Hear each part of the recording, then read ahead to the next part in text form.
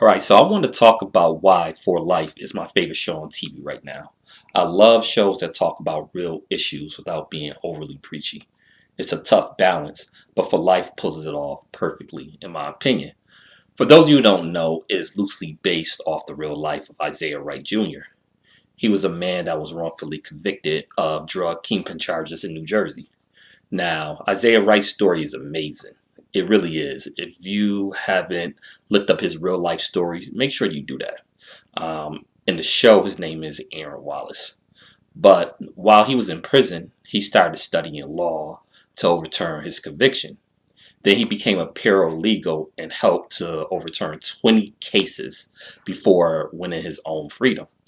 But unlike in the show, he didn't get his law degree in jail. He got out, earned his bachelor's degree, then went to law school and passed the bar in 2008.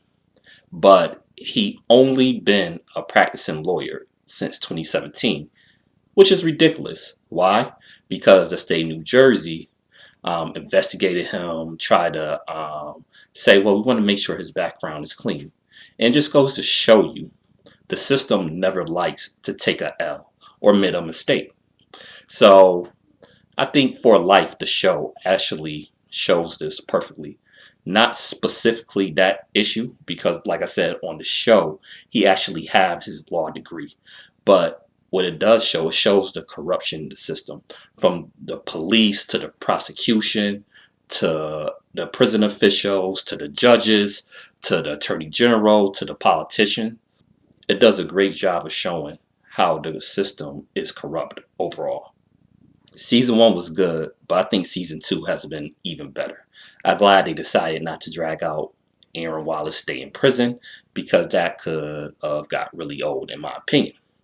Now, this season, season 2, it's been more focused on Aaron readjusting to his quasi freedom.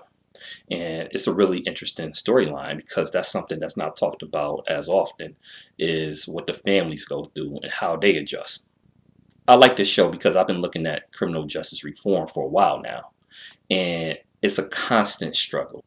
In New York State, we passed a cash bail reform law about a year ago.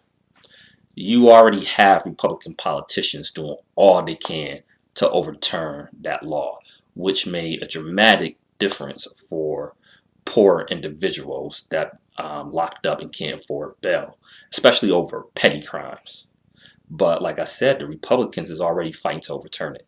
Now, don't get me wrong. I'm not saying that all Democrats is great on this issue either. Just look at our president-elect record.